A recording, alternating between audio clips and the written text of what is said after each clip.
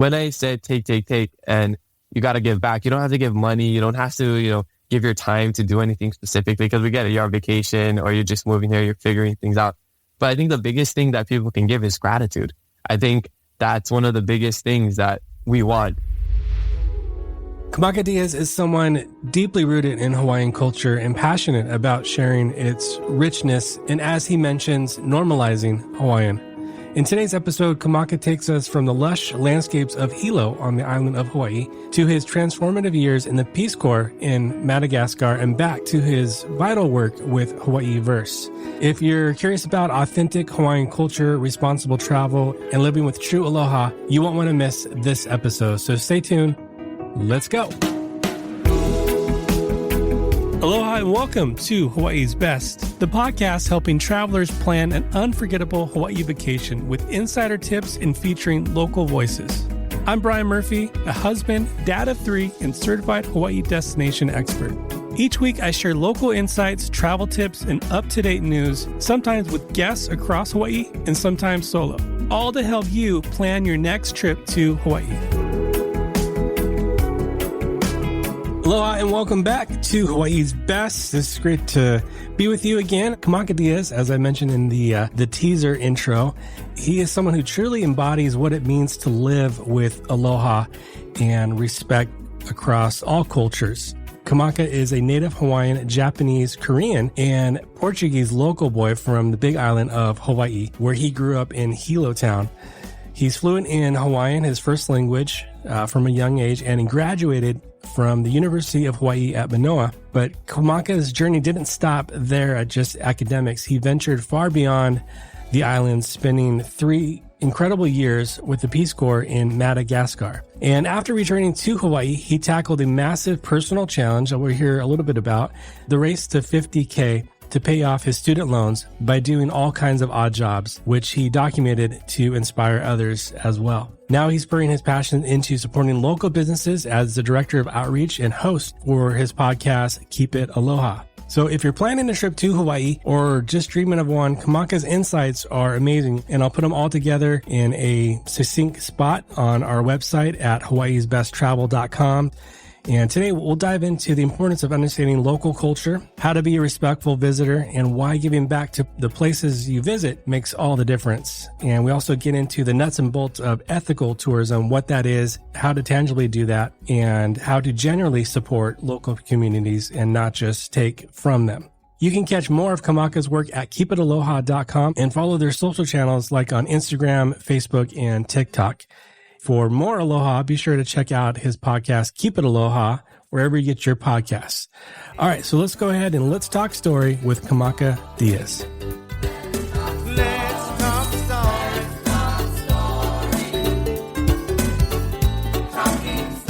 Kamaka, thank you so much for your time, your aloha, and for coming on Hawaii's Best today. How you doing, man? I'm good. Thank you so much for having me. It's great to meet you, and I'm stoked to talk story. Yeah, man, this is going to be good.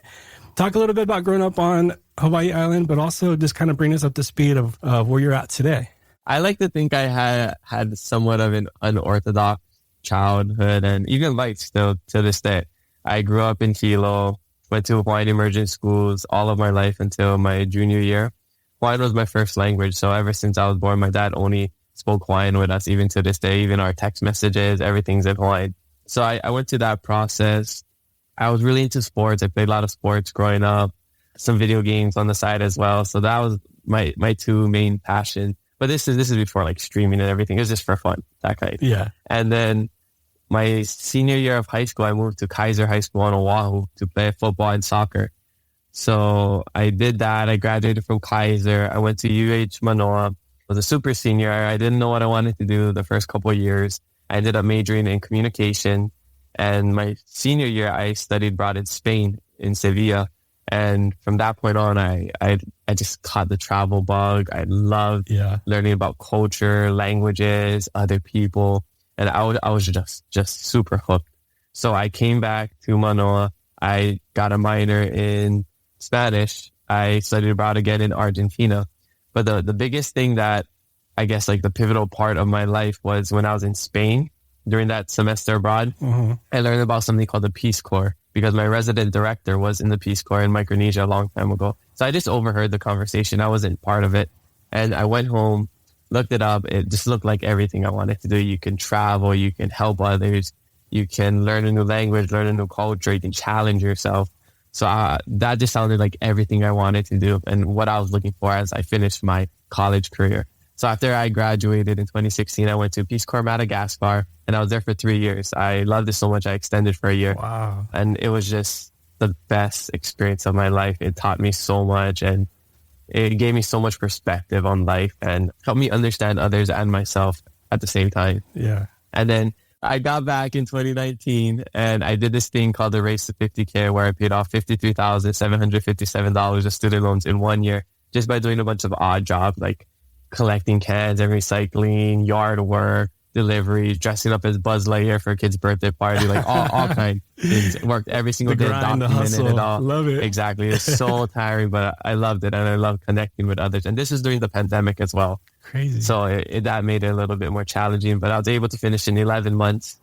And then while I was doing that, I met the people who had the idea to start Hawaiiverse, and they brought me on to kind of be the face and promote this idea that they had was they wanted to create a coupon directory for local businesses, kind of like a local version of Yelp and Groupon. Right. And we started with 40 businesses in Hilo. We would do spotlight episodes, record a cool video at their place, promote them.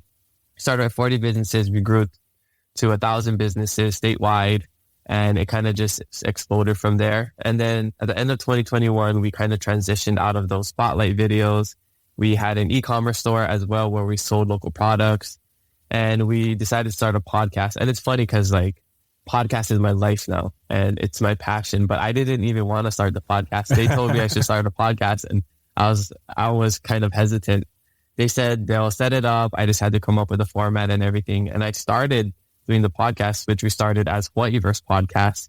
And it just blew up so quickly. And the conversations kind of started to go into culture and people, more so than local businesses and entrepreneurship, even though we talk about everything. Right. There's no topics that are off limit on the podcast.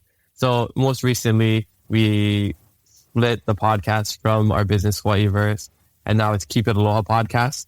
And that's what we're doing today. You mentioned you only came back in 2019. So this is like, still fairly recent. Like a lot has happened in these last couple of years. And I'm curious, in all your travels and specifically Madagascar, what was it like for you traveling kind of as an outsider, a Malahini, if you will, to another location? In Madagascar, they have a word that we have in Hawaii that's similar to haole. It's called a vazaha. Okay. That's what foreigners and travelers who aren't Malagasy are referred to, or pretty much anybody just white or that doesn't look like they're Malagasy. Right. and it's similar in a lot of countries like that, where they have a lot of visitors. There's usually a word for haole. And that was a big, I guess, step in my journey of discovering who I was and finding out my identity and giving me perspective on being a haole. Because for the first time in my life, I was a haole. I was a haole living in another country. I was trying to dress like them, speak like them, eat like them. And to me, I was doing it out of respect. But when I reflected on that and I thought back of my life here in Hawaii, I would always get upset at people doing that. People coming here and they're matching aloha shirts with their family and saying mahalo and aloha, saying words poorly, pronouncing them poorly. And I would get annoyed by that. And then I realized, wow, I'm doing the same thing in Madagascar. And I'm not doing it to be disrespectful. I'm doing it as a sign of respect. So that really shifted my mindset and gave me a new perspective and a little bit more empathy for the people coming here. But it also made me realize that, you know, it's okay to live in another place and travel, but there always has to be some sort of give back, you know? My thing is like, what value are you bringing to that place? And I think that's the biggest issue with here in Hawaii is people move here and they take. You know, that's all they want to do is enjoy the island, you know, buy a nice property over here, and they don't add anything to the community. So that's my biggest thing is it's even made me hesitant to travel. I haven't traveled outside of the US since I've been back. but I'm so much more conscious of being a good visitor and a good guest that I almost don't want to put myself in that howlett shoes again. Wow. We could like deep dive into that right there. I'm just so curious. Okay, you think of that family all matching, aloha shirts or quote Hawaiian shirts. Yeah. It's aloha shirts, people. Right. If you had to like, okay, and maybe we could drill down a little bit, but like your biggest tip, you mentioned like take, but like, what is like the biggest tip that you can give someone traveling to Hawaii, how to give back? Yeah, depends what your intention are. I think that's the biggest thing is what are your intentions here? Is your intention just to go to the beach and go to all the nice places in Waikiki, have a real touristy vacation, which is fine, just don't do anything dumb. But are you trying to move here, live here, create a family here? With that, I think it's good to, maybe look for some organizations to volunteer, if you really want to get involved in the community. But I think at the lowest scale is just educating yourself on the history and the people and knowing what to do and what not to do over here. Because when I said take, and you got to give back, you don't have to give money. You don't have to, give your time to do anything specifically because we get it. You're on vacation or you're just moving here, you're figuring things out. But I think the biggest thing that people can give is gratitude. I think that's one of the biggest things that we want. When I see someone crossing the street or I let somebody go on a crosswalk and they don't throw up the shaka, they don't wave or acknowledge you, that is one of my biggest pet peeves. It would be so much different if they just threw up a shaka. They mouthed the word thank you. Like that's sometimes that's all we need is the acknowledgement that I did something nice for you. I showed my aloha, you gave me aloha back. I see you. And it's something as small as that to me is like giving back, or just, not going in the sacred places, or just not saying flip-flops. I don't know. There's levels. There's a lot of levels. Yeah. But yeah, the simplest level, throw up the shaka. I said, when in doubt, shaka out. When in doubt, thumb and pinky out. There you go. A lot of the conversation, I think, around like giving back goes into like volunteerism. It's like such a hot word, and giving you your time and but grandma's got the stuff booked up at the Sheraton and we got to go eat at Duke's on Sunday and we got to do this and that. Like, when are we going to go volunteer? And it's like, okay, you mentioned something that's so tangible. Gratitude is so huge. And I think that can lead into, want to hear your definition of aloha and just the thought behind the title of the podcast, Keep It Aloha. What does that mean to you? And aloha in itself, but just the phrase keep it aloha.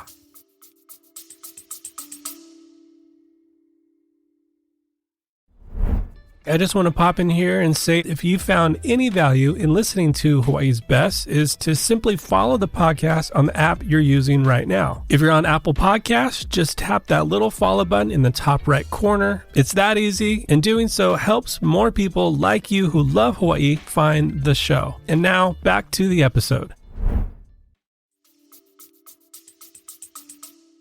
I love that. I usually ask my guests what does keeping it aloha mean to them and what the definition of aloha is. So now it's split. I've talked to you a little bit. Yeah. I think it's interesting because everyone interprets it differently. I've gotten some really interesting answers when people tell me what keeping it aloha means to them. For me, I think keeping it aloha is just having patience, having compassion, and having love towards others and yourself. When I see that person that I let cross the road and they didn't throw up the shaka, they didn't acknowledge me, I tell myself, I got to keep it aloha. Aloha always wins, because to me, aloha is unconditional. But, so I can show you aloha and I don't expect anything back. But I do believe at its core, aloha is reciprocal. To fulfill that circle of aloha, you need some sort of reciprocity. I do something for you and you do something for me. And it doesn't always have to be, something physical, tangible. It's just like I said, throwing up a shaka.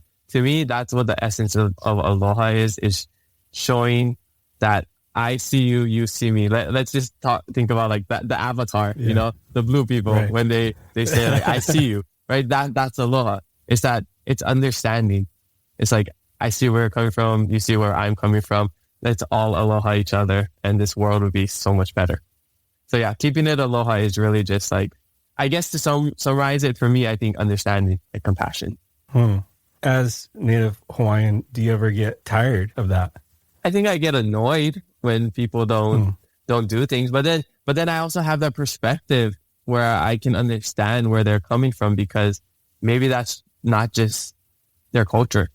Maybe that wasn't the way they were raised, and that's why you need to have ahonui. You need to have patience, because one of the other things I realized when I was in Madagascar is not everybody thinks the way you think. Not everybody's going to do things exactly the way you do it. When I moved into the city during my third year in Madagascar, I lived in an apartment, so a lot of people would come to my apartment when they came to the capital, and I would always take off my slippers or shoes before going into my house. And then some other volunteers that are from different parts of the state, they would just come in with their slippers or shoes.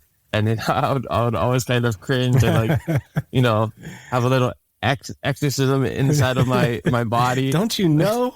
Yeah. And then I'd be like, oh, sorry. Can you just take off your slippers? And then eventually I got so annoyed by that. I mean, I didn't vocalize it, but in my head, I'm just like, how are you this disrespectful and unaware that you cannot even take off your slippers or shoes when you walk into my house? But then I reflected on it, and I thought maybe that's just not how they were raised. Sure. And instead of me getting angry at them, which a lot of people do here in Hawaii, you see something happen, you're just angry, you yell at them, educate them. I think that's the biggest thing that we can do, because if you educate them, then they won't do it again. And if you do it in a nice manner, then they're going to receive it way better than if you were just yelling at them or you flip the bird to them, Right. What are some resources, and maybe the podcast and Hawaii Verse is one of those resources, but if someone is looking to, you mentioned even just learning a little bit about Hawaiian history and getting educated on maybe some of the do's and the don'ts, what are some resources that you'd recommend?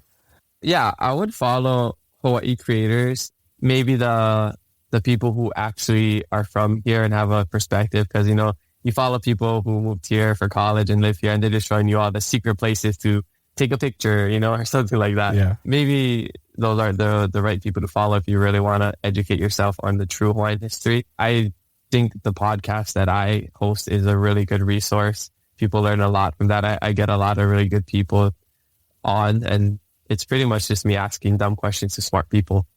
And it's so educational. I think we're at a point where my generation is doing a lot of things for the Hawaiian community, trying to educate people and use social media as a way to share our story instead of just the romanticized version of Hawaii. Mm-hmm. So just look out for that, people. Find the guest that I had on my podcast, Kule Terera Kiawe. I think she just got married, so her last name is different right now. But she's a musician, and she has really good thoughts on Hawaiian language and Hawaiian culture. I like following her. So, yeah. And as you're listening, I will link up some of the episodes that we've had. We've had Elijah McShane on. Yeah. We talked about some of the do's and don'ts. We had Kahanui Solatorio on. We talked about... He's been on a few times, actually, defining aloha and talking about a little bit about Hawaiian history and just kind of talking story about that and educating. So those are some good resources. Yeah, I was just thinking as I finished explaining aloha and you brought it up again, I feel like my definition of aloha always changes. Like, you could ask me a week from now and it might be different. I got to record a video for somebody telling them what aloha means. And, when I was rehearsing it in my head the last week, I was thinking like, aloha and love for the land, love for others, love for oneself. And now, where I'm at this week, whatever's going on in my world, I'm like, oh, it's compassion, it's patience, it's understanding. Mm-hmm. And that's because just the other day when I was going surfing, I saw somebody go across the street and he threw up the shaka, and I really appreciated that. So, that's why I brought up that example. So I feel like aloha is always, it's contextual, just like the language. So it's, whatever's going on in your life, maybe the aloha that you show and you receive is different at different parts of your life.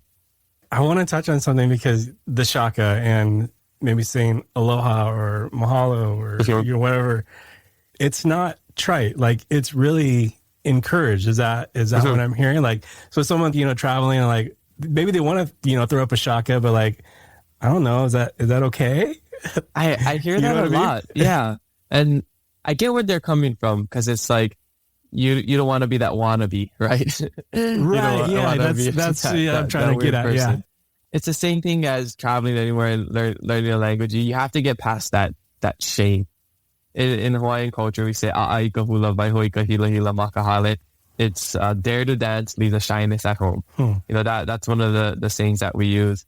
I think it's good when people do that. I used to have a different perspective growing up. I was like, I don't want them to do that. Oh, okay. But because I would love to have Hawaiian normalized in Hawaii. You're right. I would love hearing people say aloha and mahalo, even just the smallest words, right? You don't have to know how to say a whole sentence in Hawaiian, but if you just use certain things like, oh, well, why does it say cane on this bathroom sign? Oh, kane, which means, man, everything's in educational. Lahain? Yeah, lahain.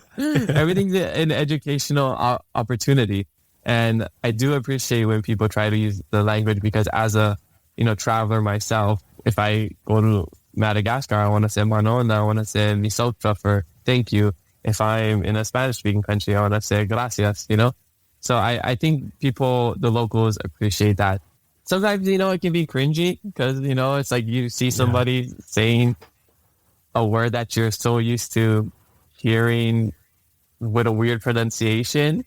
But sure. I think locals need to have more compassion for others.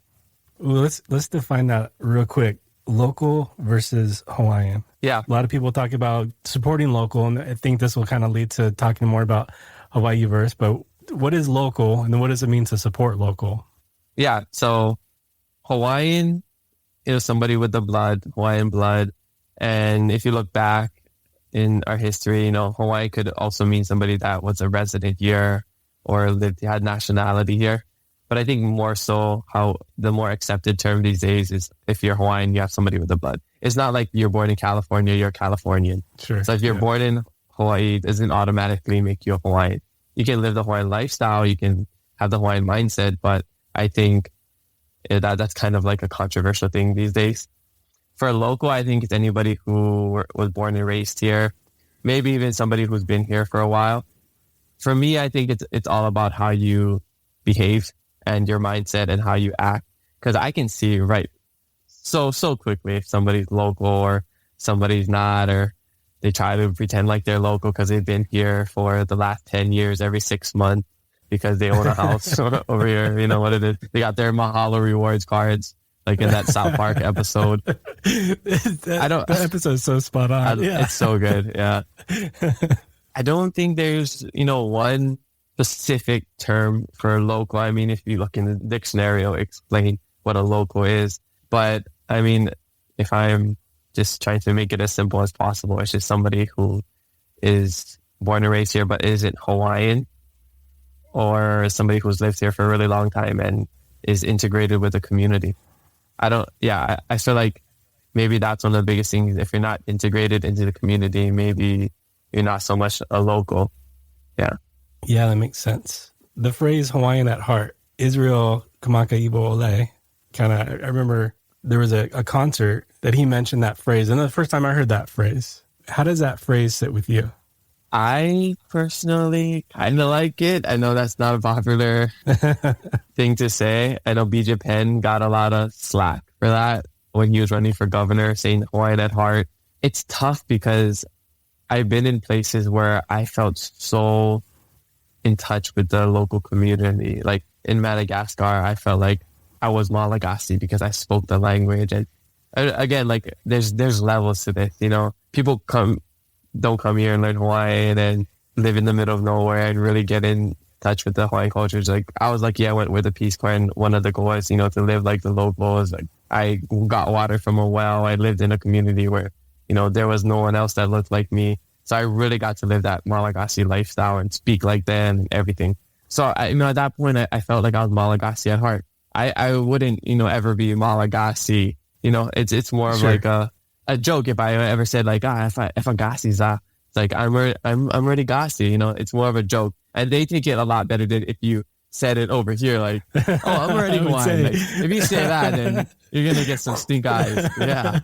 Yeah. So I think Hawaii is a very specific situation where you can't do that just because of the trauma, I think, from past and, the indoctrination, assimilation, colonizations, all the Asian words. I think it's because of that people are more sensitive to that stuff today.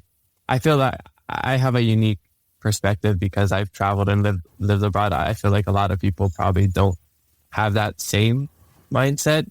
And I like to think of myself as the bridge between, both kind of generations. Right. So maybe talk a little bit about how you guys with Hawaii's Verse are supporting local.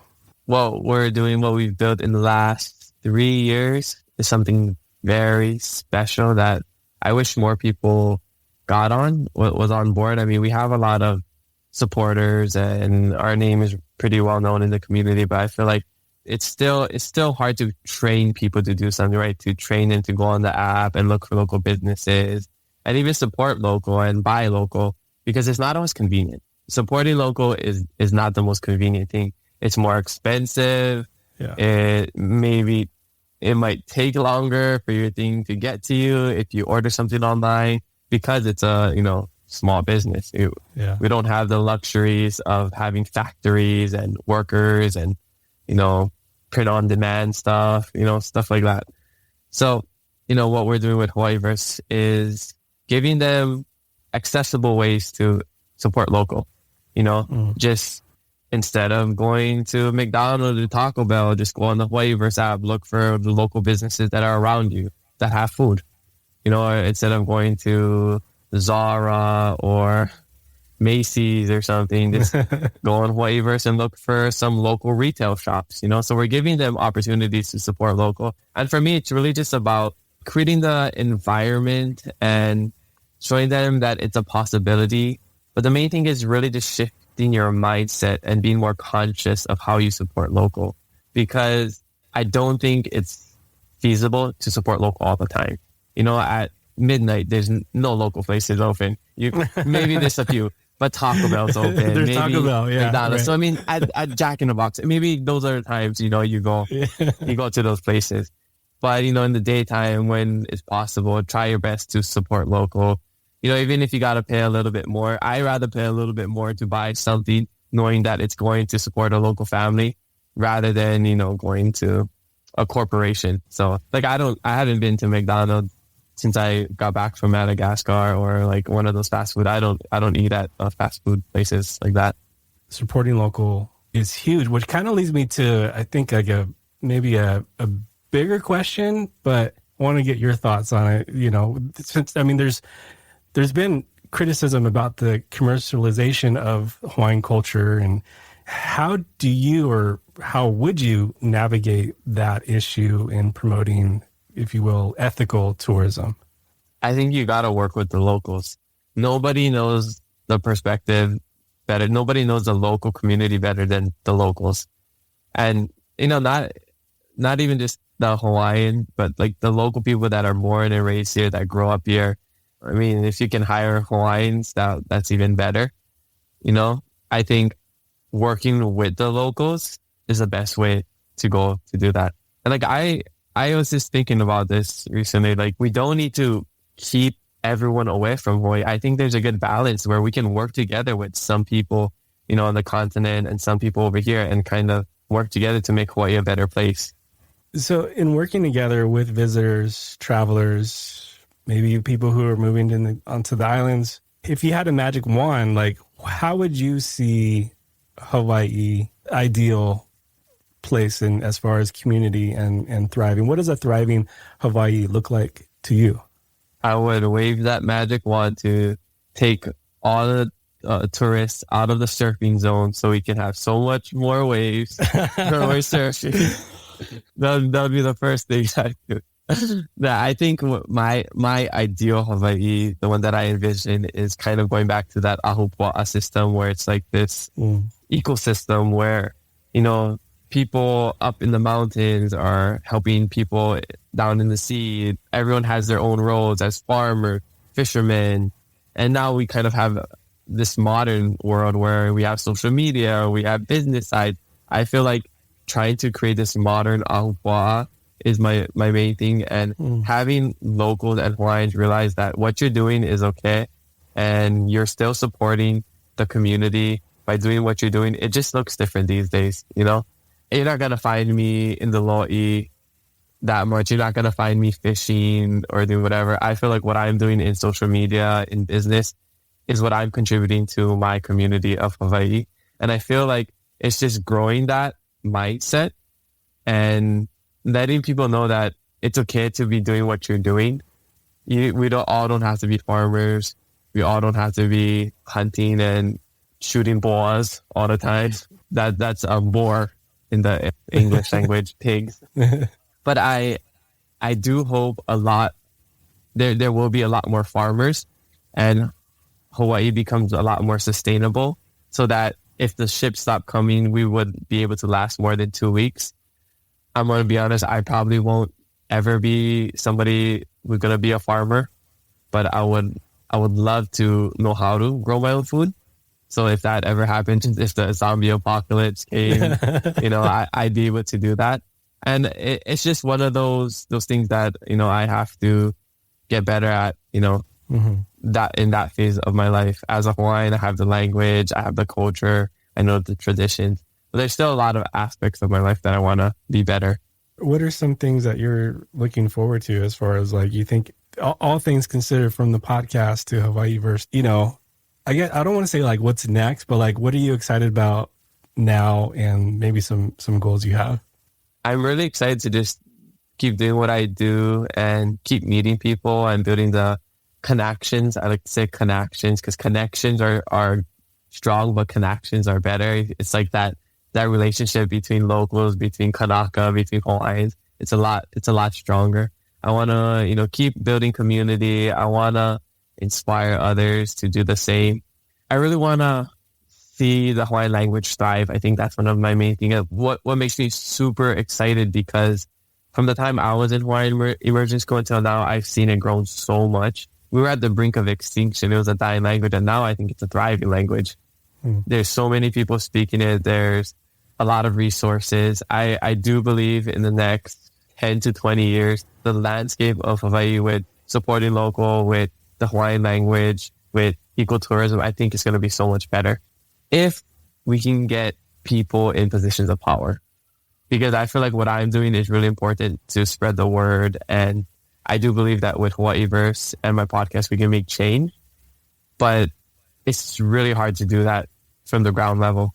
I feel like we do need Hawaiians in office.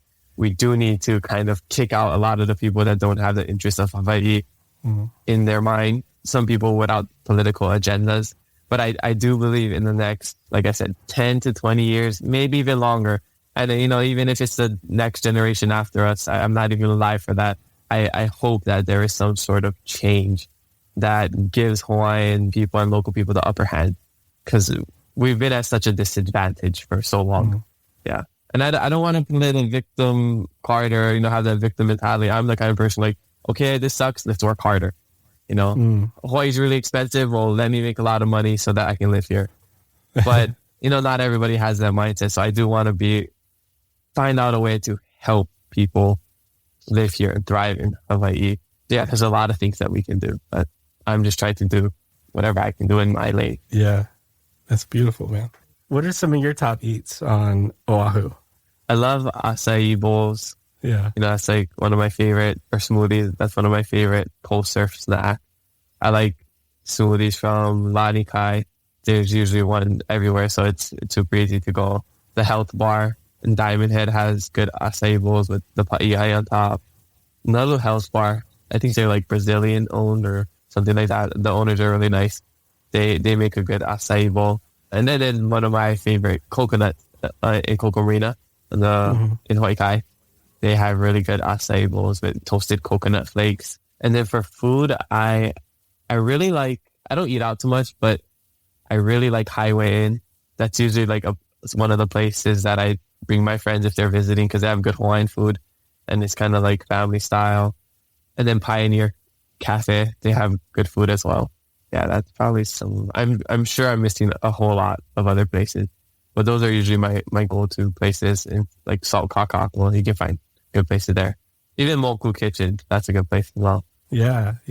I got to wear some Hilo spots because that's my hometown. Yeah, for sure. So Poke Market, probably one of the best poke bowls you'll ever have. They have really good sides. And Kula Shave Ice in downtown Hilo by the farmers market. They're on Hawaiiverse, so if you mention Hawaiiverse, you get $1 off. The best shave ice I've ever had. Well, we say ice shave in Hilo, but it's the best you'll ever have. All organic, natural flavors. There's one they put like haupia cream on top. It's amazing. So definitely check those places out. And if you want to be a little bit more fancy, Moon and Turtle, they source from a lot of local farmers. Super good. Okay. Right on. So yeah, East Side, West Side. I'm sorry. East Side or West Side? East Side or West Side? Well, I mean, so sometimes my haircut would say West Side, but I'm a East Side boy. East Side, and when I moved to Oahu, I lived in Waikai with my grandma, and that's also okay. East Side. So even though I wanna, be a West Side banger, I'm an East Side boy. I'm turning into a townie now. I live right by Ala Moana and Surf Town, so I'm just accepting my reality. Yeah. Kamaka, thank you so much for coming on. Curious how people can find Hawaiiverse, how people can find Keep It Aloha podcast. You can find us on Instagram and Facebook for Hawaiiverse, even TikTok, and then our website, hawaiiverse.com. Keep It Aloha. We are everywhere. We try to dominate social media. We're on Instagram, TikTok, Facebook, Twitter, YouTube. We post new clips every single day, maybe even more than one clip every single day. So you'll see a lot of Keep It Aloha spam from us. And then keepitaloha.com. I forgot we just created a website, and we're selling our merch right over here, Keep It Aloha. And we'll have more in the future. Yeah. Only been doing it for about a year and a half, so we still have a long way to go and a lot more exciting things to come. Cool. Yeah. Kamaka, thank you so much for coming on today, man. Appreciate you. Mahalo. I appreciate it. Mahalo nui to Kamaka for his time and for coming on the show. I hope his story and insight have given you a deeper appreciation for what it means to truly engage with and respect the local cultures and communities that we all visit, especially in Hawaii. A couple of things to take away from our conversation today. First, traveling with intention isn't just about where you go. It's about how you connect with the place and its people. And like Kamaka said, it's about giving back, not just taking. And a second thing that really stood out to me was the importance of showing gratitude. Something as simple as a shaka or thank you, mahalo, can really go a long way and reflect the aloha spirit and make a meaningful impact. And like I mentioned, you can find the resources we mentioned today and a bit more about Kamaka's projects at our show notes page, hawaiisbesttravel.com/124, where we dive in more about these topics and some of the resources mentioned in today's episode. And if you found value in today's episode, love to hear from you. You can share this podcast with a friend or drop a review wherever you get your podcasts. And every little bit helps spreading the aloha and helping others discover beautiful Hawaii. So until next time, be well and keep it aloha. Mahalo for listening to this episode of Hawaii's Best. To stay up to date on future episodes, hit follow on your podcast app. Hawaii's Best is a production of Shorebreak Media Group with editing by Easy Podcast Solutions and music courtesy of our friends Stick Figure.